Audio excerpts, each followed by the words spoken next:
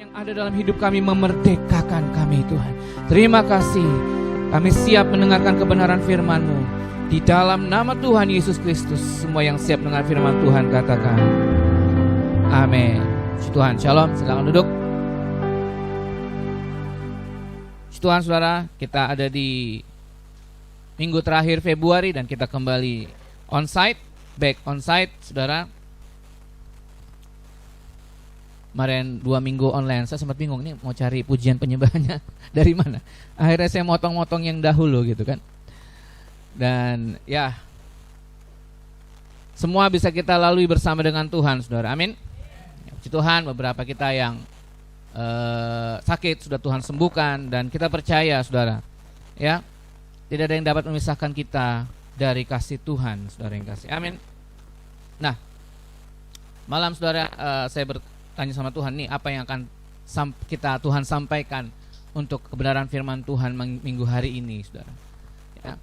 Setiap kita saudaraku yang kasih, rupa-rupanya Tuhan mau tidak lepas daripada yang namanya saudara berjaga-jaga. Sama kata berjaga-jaga. Berjaga-jaga baik untuk diri sendiri dan juga kita menjadi seseorang yang Tuhan tempatkan untuk berjaga-jaga, menjaga saudara seiman, bahkan saudara sekeliling kita, saudara. Amin. Karena saudara yang kasih, itulah proses pertumbuhan kedewasaan, bukan untuk diri sendiri, tapi untuk banyak orang, saudara. Ya. Lalu Tuhan sampaikan apa yang Tuhan pernah sampaikan, tapi dari sisi lain, dulu sekali saya pernah dapat firman Tuhan ini, tapi saya dapat lagi multimedia, mungkin bisa download yang FAYH kalau ada, mungkin bisa dibantu. Itu kan TB, terjemahan baru, karena di firman Allah yang hidup saya menemukan pengertian-pengertian yang cukup baru, saudara yang kasih, ya. Kita baca dalam Kejadian 31.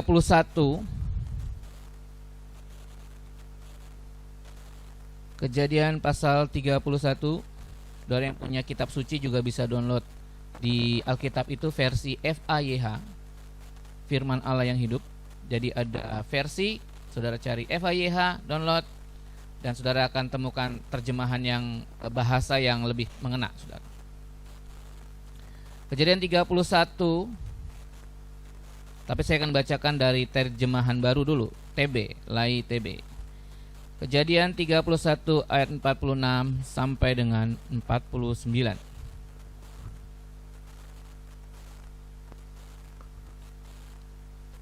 Kejadian 31 ayat 46 sampai dengan 49.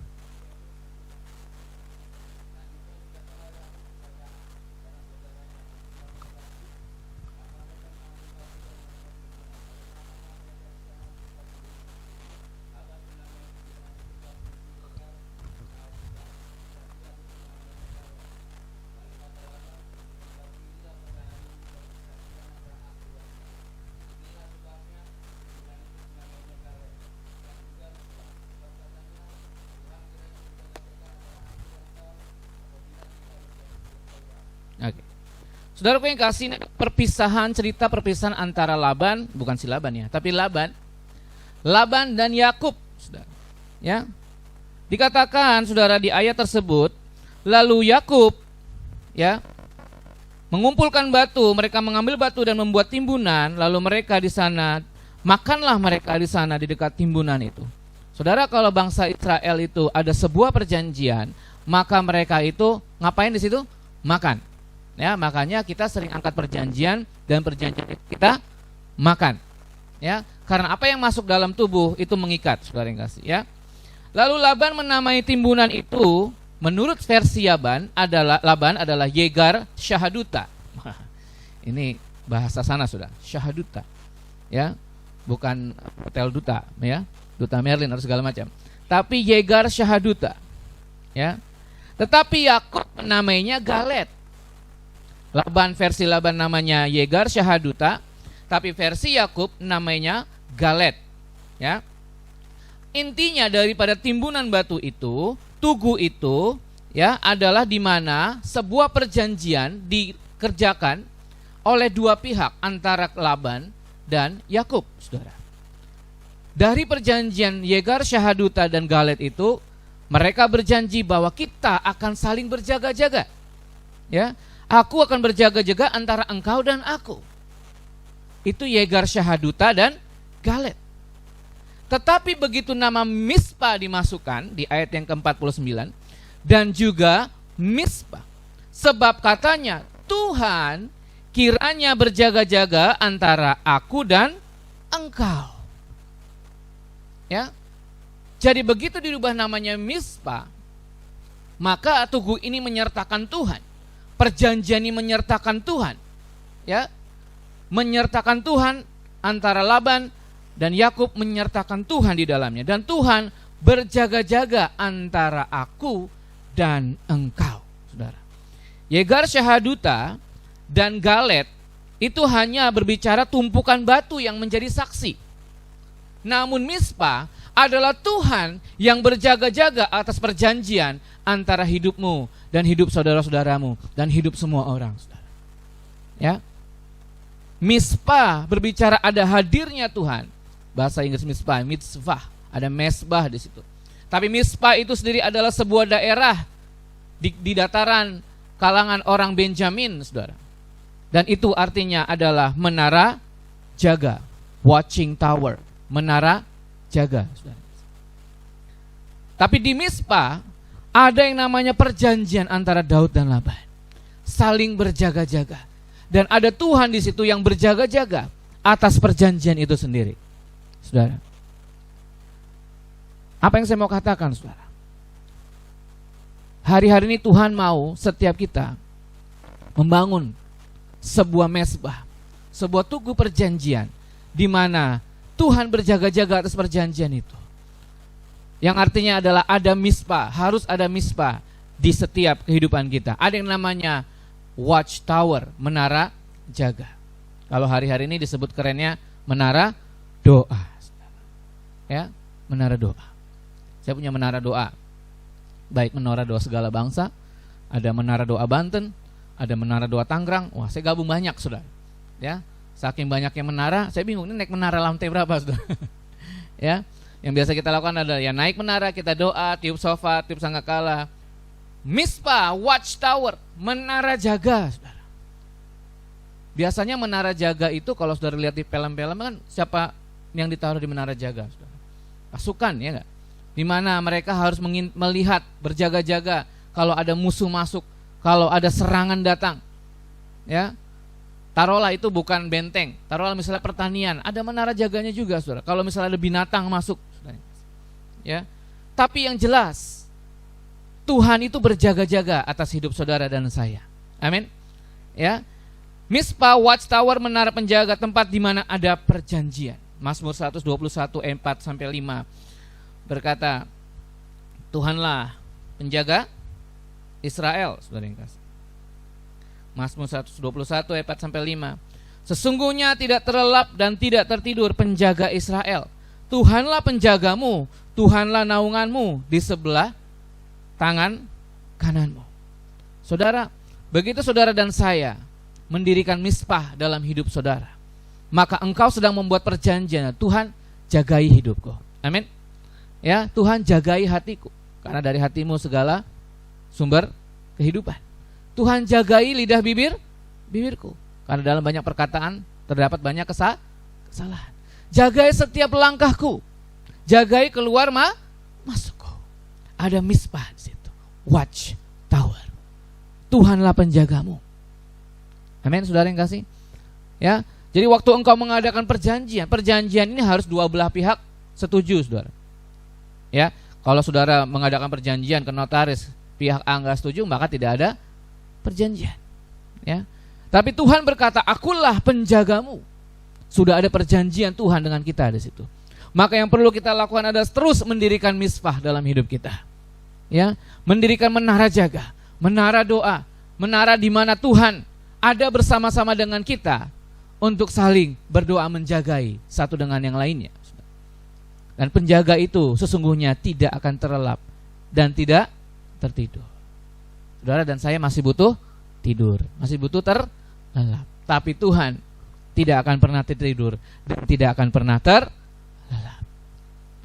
Kalau hari-hari ada sesuatu yang sepertinya menyerang hidupmu, ya, kita mau lihat apakah menara jagamu ini aktif. Ya.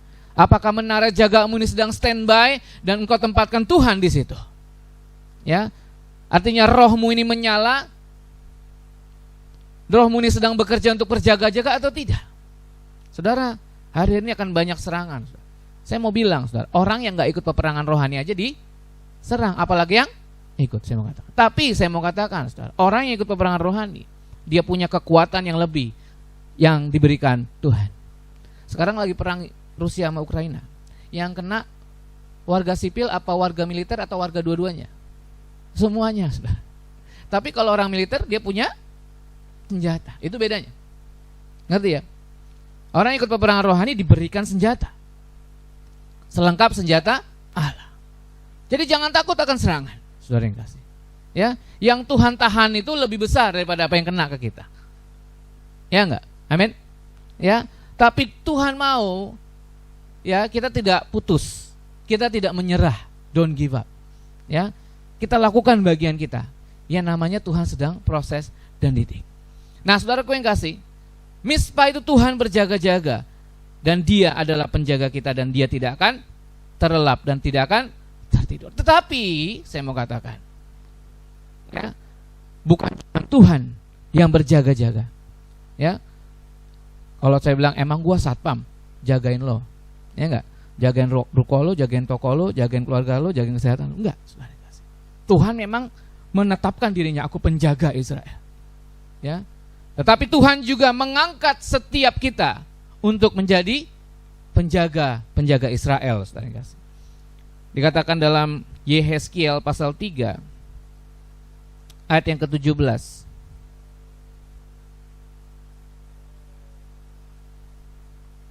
Yehezkiel 3:17. Hai anak manusia, aku telah menetapkan engkau menjadi penjaga kaum Israel.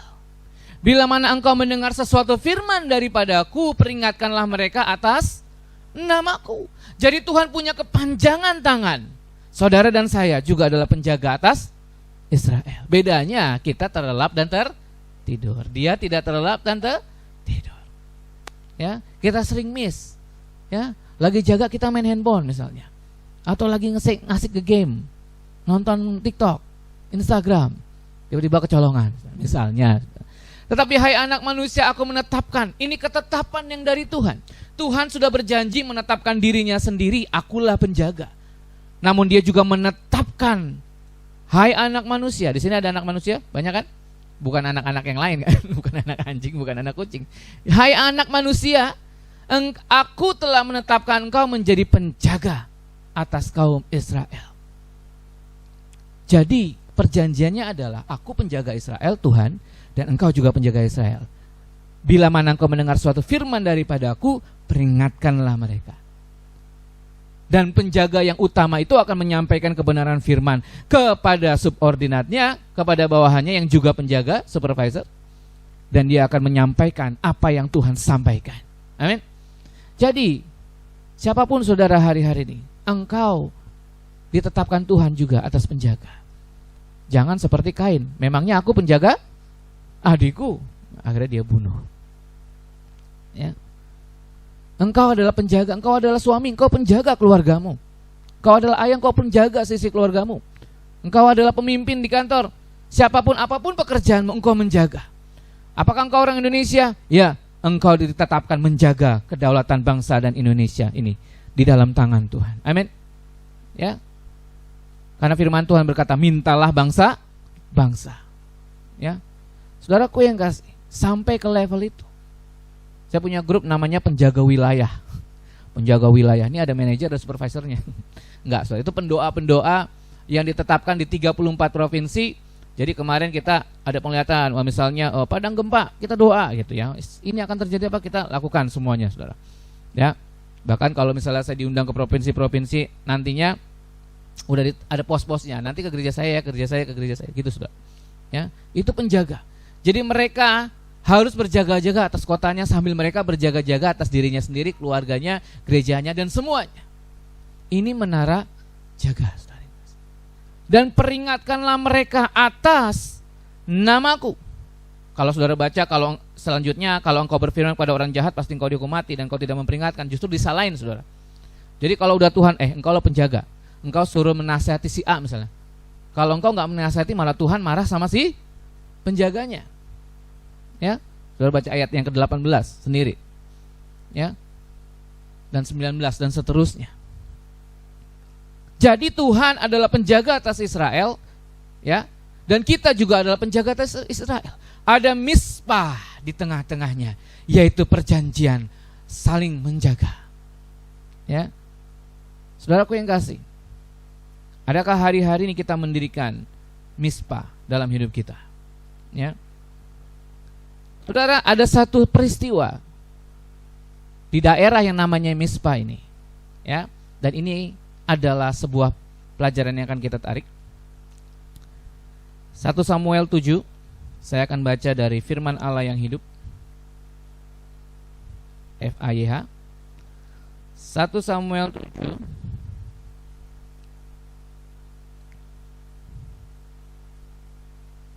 ayat yang 1 sampai 12.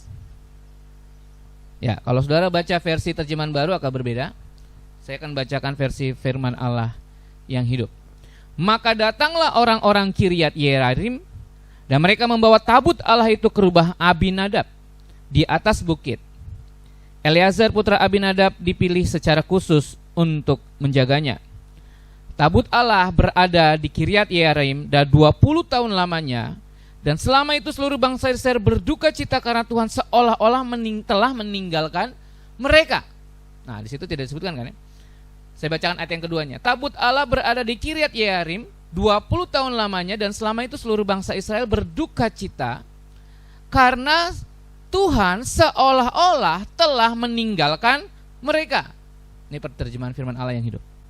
Ada tabut, tapi orang Israel berduka cita. Ada tabut, dikatakan terjemahan baru, orang Israel mengeluh. Ada kemuliaan Tuhan, tapi yang keluar adalah persungutan, duka cita, kemarahan, kecewaan, semua yang pahit. Kenapa? Padahal ada tabut. Harusnya di mana ada tabut, ada kemenangan, saudara. Karena di situ ada perjanjian, ada 3 perjanjian di dalamnya. Apa? Apa isinya? Buli-buli, roti mana, ya kan? Yang kedua, tongkat Harun yang bertunas dan berbuah. Yang ketiga, 2 loh. Ada 3 perjanjian di situ, di dalamnya.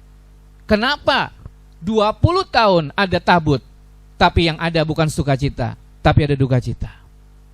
Seringkali dalam kehidupan kita ada Tuhan, ada kemuliaan Tuhan, tapi hidup kita justru keluh kesah yang keluar, duka cita yang keluar. Seolah-olah firman Tuhan katakan Tuhan telah meninggalkan mereka. Ini bahaya, saudara. Ya, saya mau bilang tempat ini ada portal Tuhan, saudara. Ya, kalau saudara nyembah dengan luar biasa, dengan sungguh-sungguh, portal terbuka. Ayat yang ketiga. Pada waktu itu Samuel berkata kepada mereka, jika kamu sungguh-sungguh ingin kembali kepada Tuhan, singkirkanlah dewa-dewa asing dan berhala-berhala Asyitoret yang kamu sembah itu. Bulatkanlah hatimu untuk taat hanya kepada Tuhan saja, maka Ia akan menyelamatkan kamu dari tangan orang Filistin. Rupa-rupanya, kenapa ada tabut tapi terus ada duka cita, ada keluh kesah? Karena orang Kiryat Yearim, selain ada tabut, dia juga menaruh sebuah berhala, yaitu para berhala Asyitoret. Ya, aku ikut Tuhan. Ya, tapi aku lebih suka memberhalakan yang lain. Apa berhala? Banyak, saudara. Hobi bisa berhala, saudara. Game itu bisa berhala, gadget itu bisa berhalamu. Ya, mancing itu bisa berhalamu misalnya. Ya kan? Demi mancing orang bisa nggak pulang bermalam-malam. Ya, ngapain? Banyak berhala, saudara. Sehingga apa? Seolah-olah Tuhan meninggalkan kehidupan pribadi seseorang, saudara. Ya, dia lupa membangun misbah perjanjian di antara Tuhan berjaga-jaga Tuhan berjaga-jaga akan hidupku, dan aku berjaga-jaga akan saudara-saudaraku. Ya, dia lupa. Tetapi Samuel berkata, kalau engkau sungguh-sungguh ingin kembali, yuk kita kembali. Bagaimana caranya? Ayat yang keempat. Demikianlah bangsa Israel menghancurkan, dikatakan di sini menjauhkan, di sini menghancurkan. Wah, lebih enak mana sudah? Menghancurkan. Kalau jauhkan sana. Nah, masih ada kan? Mereka udah hancurin. Nah, menghancurkan berhala-berhala mereka, yaitu patung-patung Baal serta patung-patung Asyitoret, dan mereka hanya menyembah kepada Tuhan saja. Ya. Dan mereka hanya menyembah kepada Tuhan saja. Ya. Jadi ada sebuah keputusan, aku akan meninggalkan kehidupan lamaku. Aku akan meninggalkan hobiku yang selama ini yang buat aku gak bisa baca firman, gak bisa nyembah Tuhan, gak bisa menginjili. Ya. Dan menyembah kepada Tuhan saja. Ya. Saudara, berbicara perpuluhan waktu, berapa lama setiap hari saudara kasih perpuluhan waktu sama Tuhan? 24 jam perpuluhannya berapa? 2 jaman lah. Ya udahlah, kita ambil ratanya. Tidakkah engkau sanggup berjaga-jaga barang satu? Nah, 1 jam adalah perpuluhannya. Kan ada gereja aja 1 jam. Ya kan? Gereja 1 jam saja. 1 jam saja gitu kan. Ada lagunya. Ya, 1 jam. Pernah enggak saudara 1 jam nyembah atau baca firman khusus buat Tuhan sabatikal hari itu? 1 jam setiap hari. Ya. Saya rasa baru 5 menit syakarlah tidur. Tuhan, udah capek. Ya. Saudara, bayangkan 1 jam tidak untuk Tuhan dan selebihnya 23 jam saudara hidup dengan berhala-berhala Asyitoret. Ya, nanti saya akan kupas lagi Asyitoret ini dari kata apa. Ya. Berhala-berhala Asyitoret. Berhala saya adalah nonton, saudara. Ya, karena kalau saya udah nonton, udah senang ceritanya, udahlah, bodoh amat. Sampai bisa berjam-jam, saudara. Itu berhala saya. Karena di rumah itu ada HBO, ada Disney, ada Netflix. Semua saya buka biar anak saya ya nggak nonton yang enggak, malah dia nonton YouTube yang enggak, saudara. Wah, ya. Terbuka semuanya, jadi bisa nonton apa aja. Udah kalau nonton bisa lama, saudara. Ya. Tapi saya juga mau Tuhan kalau saya nyembah minimal penyembahan saya minimal 1 jam. Minimal. Ya. Minimal 1 jam. Saat teduh saya minimal 1 jam. 4:30 selesai 5:30 atau jam 6, saudara. Ya, jam 5 selesai jam 6. Itu minimal. Nah, saudaraku yang kasih, ini berbicara apa? Engkau bisa menjauhkan para Baal dan engkau hanya beribadah kepada Tuhan saja. Ya. Yang ayat yang kelima. Lalu Samuel berkata kepada mereka, kumpulkanlah semua orang di Mispa, dan aku akan berdoa kepada Tuhan untuk kamu. Ya, jadi di mana mereka berkumpul? Di tempat yang bernama Mispa, yang tadinya adalah sebuah batu, tumpukan batu, namun berubah menjadi sebuah tempat. Ya, berekspan, saudara yang kasih. Saya mau katakan, saudara, mesbahmu yang tadinya adalah setumpuk batu, jika ada Mispa, engkau akan merubah itu yang tadinya cuman galet, Yehur Shehudata, apa tadi? Tapi berubah menjadi Mispa, maka Tuhan akan memperbesar kapasitasmu. Amin. Ya. Dari penyembahanmu yang cuman 1 jam, Tuhan akan bawa engkau naik, melihat berbagai hal dan berekspansi dalam banyak hal, saudara. Yang tadinya cuma setumpuk batu, ini menjadi sebuah tempat, sebuah lokasi, sebuah daerah. Ya, berkumpulkanlah mereka segenap orang Israel ke Mispa, maka aku akan berdoa kepada Tuhan untuk kamu. Samuel menempatkan dirinya sebagai penjaga atas Israel. Amin. Maka ketika engkau sedang mengkonsultasi orang, sedang doain orang, tolong dong aku butuh doain, maka engkau adalah penjaga atas Israel, dan di tempat itulah engkau mendirikan Mispa, dan daripada Tuhan penjaga Israel. Amin.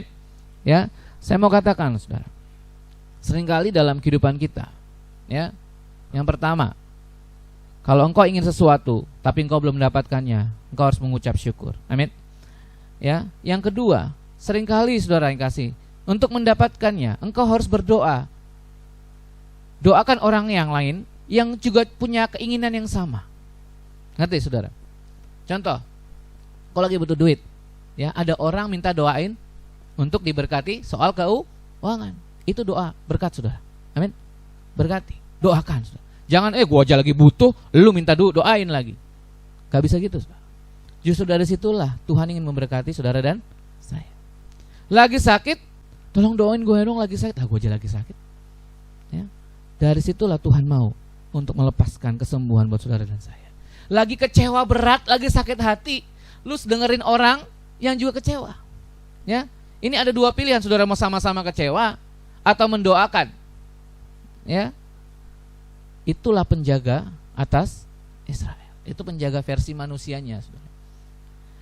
Lalu Samuel berkata, aku akan berdoa untuk kamu kepada Tuhan. Samuel gak marah-marah, dasar bangsa Israel, keras kepala, tegar tengguk, bebal segala macam, ya. Itu kan versinya Yesaya, Yeskiel. Tapi Samuel berkata, aku akan berdoa untuk kamu kepada Tuhan. Ya. Ada orang datang penuh dengan masalah, yuk kita doa sama Tuhan. Ya. Jangan saudara, orang udah punya masalah, kenapa kamu? Baca kitabmu gimana? Doamu gimana? Kamu sih jarang doa, jarang baca kitab. Udah lagi banyak masalah malah disalahin. Itu bukan penjaga saudara. Ngerti saudara ya? Nah, itulah makanya tuh gak pernah doa sih, gak pernah ibadah. Penjaga Israel gak begitu saudara. Jadi penjaga Israel, Samuel tahu bangsa Israel itu bertaut kepada berhala Asitoret. Tapi dia katakan, kumpul, yuk doa. Nanti ya, hari-hari ini mau kumpul onsite online, terserah. Yuk doa. Kita berdoa kepada Tuhan dan aku akan berdoa untuk kamu. Ngerti saudara? Ya, ada orang masalah, yuk kita doa. Aku akan doain kamu. Amin. Itulah penjaga atas Israel. Lalu Samuel berkata, kumpulkanlah semua orang di Mispa dan aku akan berdoa untuk kamu, kepada Tuhan untuk kamu. Ayat yang ke-6. Setelah berkumpul di Mispa, mereka menimba air dan mencurahkannya di hadapan Tuhan. Mereka juga berpuasa sepanjang hari itu dan berkata, kami telah berdosa terhadap Tuhan. Di Mispa itulah Samuel menjadi hakim atas orang Israel. Ya, ketika para pemimpin orang Filistin mendengar bahwa orang Israel telah berkumpul di Mispa, mereka mengerahkan bala tentara untuk menyerang. Orang Israel sangat ketakutan ketika mereka mendengar bahwa orang Filistin bermaksud menyerang mereka.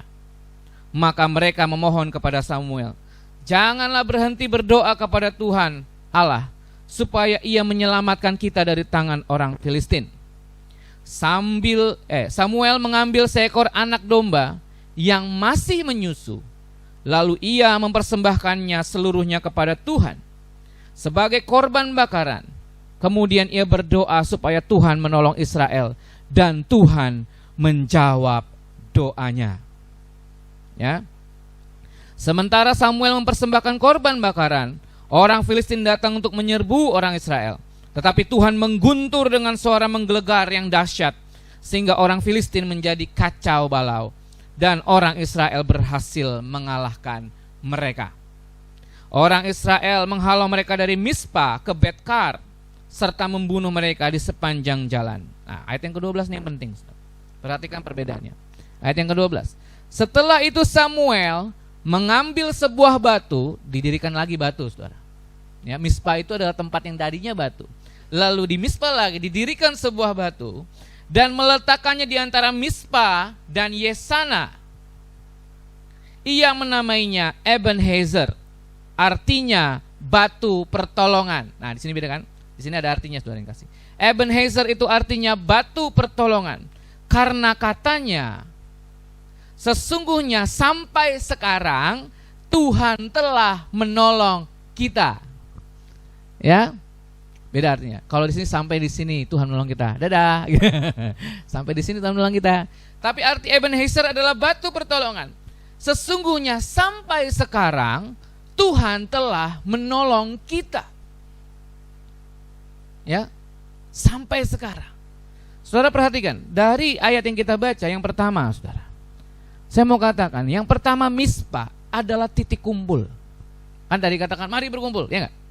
Titik kumpul. Saudara, kalau ada gempa, cari apa? Titik kumpul. Saudara pernah lihat kan lokasi ada pelangnya titik kumpul, ya enggak? Di gedung ada tulisan, ada pelangnya titik kumpul. Itu simulasi, kalau ada gempa orang harus lari ke situ. Ya, pernah lihat enggak? Pernah lah ya. Orang di RT saya ada kok, di kompleks saya titik kumpul gitu. Ya. Di gedung-gedung tuh pasti ada. Itu pasti di luar, entah di parkiran, entah di mana itu ada tulisan titik kumpul. Ya. Mizpah itu adalah titik kumpul di mana orang kembali mengingat perjanjian, bertobat dan merendahkan diri. Ya. Yuk kita kumpul, berarti kita ke Mizpah. Ingat janji Tuhan antara hidupmu dan Tuhan, di mana Tuhan pernah menolong hidup saudara dan saya. Yuk ingat perjanjian, bertobat, Tuhan ampuni, merendahkan diri. Segala sesuatu yang terjadi yang kita nggak bisa tahan, kita nggak bisa hadapi, itu pasti ada sesuatu hal. Dan kita pokoknya datang kepada Tuhan, merendahkan diri. Itu di Mizpah, saudara. Yuk, karena nggak akan ada hal yang lain yang bisa menyelesaikan. Ya, selain saudara datang ke titik kumpul di Mizpah itu, bertobat, merendahkan diri dan cari Tuhan. Amin. Ya. Yang kedua, dari cerita yang kita baca, Mizpah, perhatikan. Justru di Mizpah, di keadaan di mana ketakutan melanda orang Israel diserang Filistin, di tempat di mana kegentaran terjadi oleh karena Tuhan seolah-olah meninggalkan hidupnya, oleh karena bangsa Israel bertaut kepada Baal Asyitoret, ya. Apa yang dilakukan Samuel? Perhatikan. Ya. Samuel mengambil apa tadi? Anak domba yang masih menyusu. Diapain? Dikorbankan. Perhatikan, saudara. Di tengah-tengah kehidupanmu, di kegentaranmu, di ketakutanmu, ada mezbah, dan di atas mezbah itu harus ada korban. Ya. Engkau nggak bisa menuntut Tuhan, Tuhan tolong. Enggak, engkau harus berikan korban. Ada yang harus engkau letakkan di situ. Ya. Untuk sebuah penyelesaian ada yang harus engkau letakkan.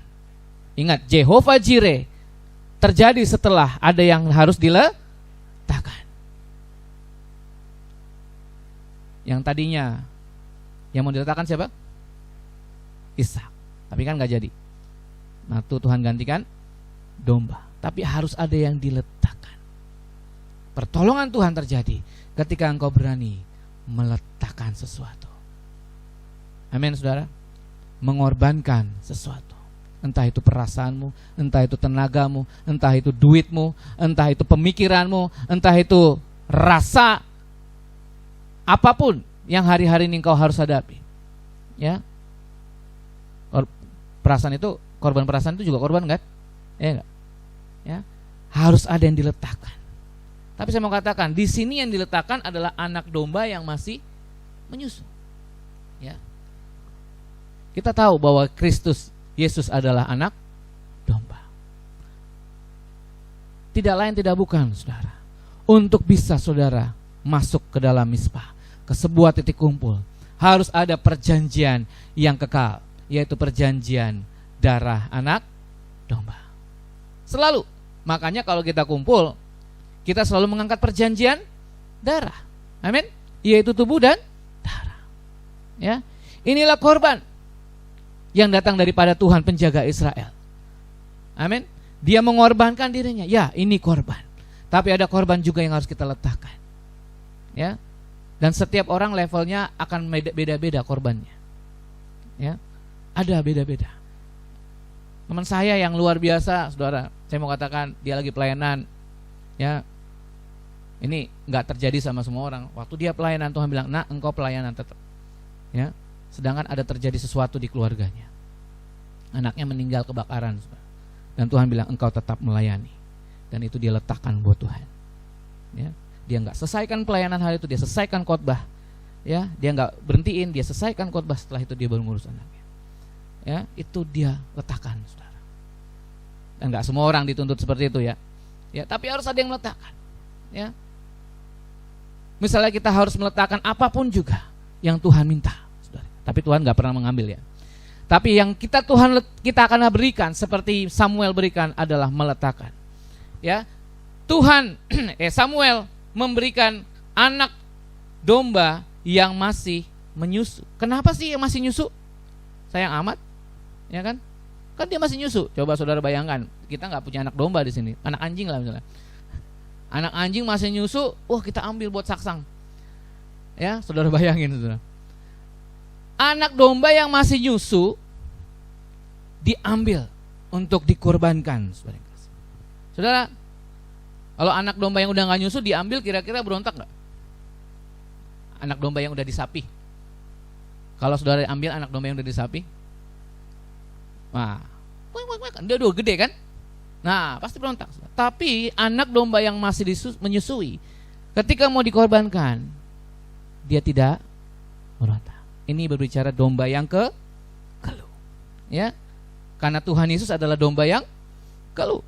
Kalau saudara baca Kisah Rasul 8, Kisah Rasul 8 ayat yang ke-32. Dikatakan, inilah ayat kitab suci yang sedang dibaca. Seperti seekor domba ia dibawa ke pembantaian, dan seperti seekor anak domba yang tidak bersuara di hadapan para pencukur bulu, ia tidak membuka mulutnya. Dan jadi sesuatu yang saudara harus letakkan sebagai korban adalah domba keluh. Engkau tidak membuka mulutmu untuk berkata apapun. Ngerti saudara? Seringkali korban yang harus kita lakukan adalah seperti itu. Tapi mulut manusia cenderung berkata, aduh Tuhan kenapa sih? Itu bukan korban, saudara. Korban itu harus ada sakitnya. Ya, kenapa sih Tuhan, aku udah begini, udah begitu, udah begini, udah begitu. Kenapa Tuhan? Kenapa Tuhan? Kenapa Tuhan? Maaf. Itu bukan domba yang menyusu. Itu dombanya udah bandot, sudah. Nggak bisa dikorbanin. Coba saudara korbanin kambing bandot. Ya, wah disik gitu kan. Tapi kalau domba menyusu, ya udah ambil aja, paling dia wah gitu kan, memet, tapi dia nggak bisa ngelawan. Ya, dibawa ke pembantaian, ia tidak membuka mulutnya. Saudara, di Mizpah seringkali kita datang kepada Tuhan, kita hanya angkat tangan dan kita buka mulut kita hanya untuk nyembah Tuhan. Amin, saudara.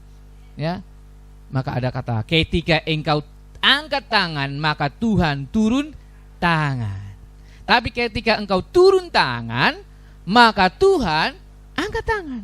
Ya, saudaraku yang kasih, inilah kenapa Samuel mengambil anak domba yang masih menyusui. Artinya apa, saudara yang kasih? Ketika engkau ada di Mizpah, di titik kumpul, engkau ingat perjanjian, engkau hanya dibutuhkan untuk percaya. Amin. Percaya. Makanya Tuhan berkata, percaya saja, percaya. Amin. Jangan takut, percaya. Ya, percaya. Bagaimana Ishak percaya? Ya udah deh, kalau gua harus dibunuh nggak apa-apa. Tapi dia percaya Tuhan tidak akan lakukan itu. Ngerti saudara? Ya, berapa banyak orang Kristen takut menghadapi COVID, saudara, dan percayanya hilang.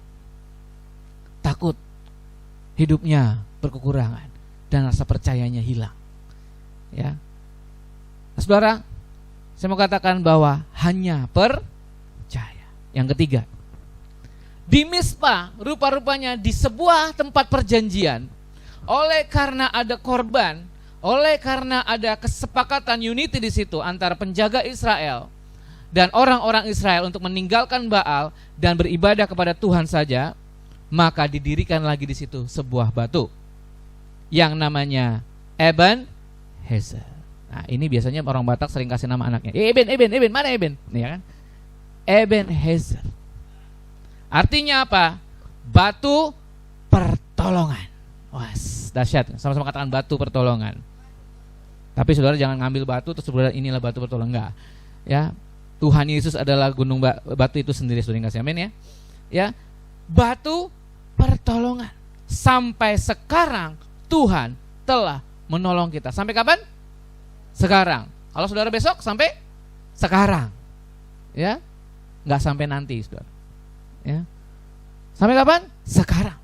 Kapan? Sekarang. Kapan pertolongannya? Sekarang. Amin. Ya. Tapi kalau engkau punya mispa dalam hidupmu, itu. Amin, saudara. Kalau engkau ada mispa dalam hidupmu, maka sampai sekarang Tuhan telah menolong kita. Ya. Tuhan adalah penjaga Israel, tapi Tuhan menetapkan saudara dan saya menjadi penjaga saudara-saudara kita. Amin. Ya, jadi kalau engkau tahu anakmu ada yang gak beres, tegur, nasihati dalam Tuhan, dalam kasih. Amin. Doakan. Amin. Katakan, yuk kita doa. Tuhan pasti tolong. Saya ingat beberapa tahun yang lalu, Bapak, Ibu masih ada, ya. Kita tuh lagi mengalami kondisi ekonomi yang menurun. Ada Pak Pirno dulu melihat kalian sekeluarga naik VW putih tapi jalannya turun. Jadi bapak terpaksa jadi pendor bangunan, ibu terpaksa jadi pembantu. Ini kisah nyata. Jadi ya uang saya, untung saya dapat beasiswa dari sekolah, jadi ya puji Tuhan bayar nggak bayar waktu itu dia berjasa, dan sampai saya keluar juga saya belum bayar itu uang ijazah. Ya, oh iya belum bayar uang ijazahnya, ya udah saya ngambil. Tapi waktu itu saya ingat, yuk kita berdoa. Ya. Jadi ibu terpaksa jadi pembantunya siapa artis dulu tuh? Siapa sih? Ah, itulah. Jadi pembantu. Bapak jadi mandor bangunan. Dokter Andes jadi mau jadi mandor bangunan, Saudara. Saudara tahu Dokter Andes? Ya kan? Di rumah saja DRS. Ya. Jadi mandor bangunan. Itu masa-masa yang kelam, Saudara. Ya. Tapi waktu itu kita berdoa semua. Berdoa Tuhan. Ya, sampai saya ingat saya cuma bisa makan nasi kerupuk ya sama kecap, saudara. Ya, saya ingat saudara waktu itu. Dan kita berdoa sampai nangis sama Tuhan. Tuhan, kita berdoa sepakat sekeluarga. Kita dulu aktivis saudara yang kasih ya di GPDI. Jadi kalau gereja mau ibadah, nah kita keluarga nyapu ngepel saudara di sana. Wah, nyapu ngepel ya kan shot gitu. Sama keluarga-keluarga yang lain ya. Jadi kita waktu itu mengalami krisis ekonomi yang luar biasa. Sampai akhirnya Tuhan berkati. Ada unity di dalamnya. Mispa juga berbicara unity. Amin. Ya. Yuk masuk dalam sebuah titik kumpul yang sama. Kita merendahkan diri di hadapan Tuhan, bertobat, dan kita akan berdoa. Siapa yang didoakan, doakan, saudara. Ya. Tinggalkan semua baal-baal, semua kepentingan, semua hobi-hobi, semua yang membawa kita jauh dari Tuhan. Dan ingat, Tuhan mau kita meletakkan sesuatu. Jangan buka mulutmu untuk sebuah keluhan, sebuah ucapan menyalahkan keadaan, menyalahkan semuanya. Tapi seperti domba keluh, anak domba yang masih menyusui, dibawa untuk dikorbankan. Tidak membuka mulutnya. Maka saudara akan terima satu batu perjanjian yang baru, yang bernama Ebenezer. Wah, keren saudara. Ya, saya punya teman namanya Ebenezer. Ebenezer, batu pertolongan. Sampai sekarang Tuhan telah menolong kita. Firman-Nya dikatakan Tuhan sebagai pertolongan, sebagai sumber pertolongan sungguh terbukti, sungguh sangat terbukti. Makanya jangan pernah tinggalkan mitzvah dalam hidup saudara dan saya. Amin. Firman Tuhan panjangkan, mari kita siapkan hati kita.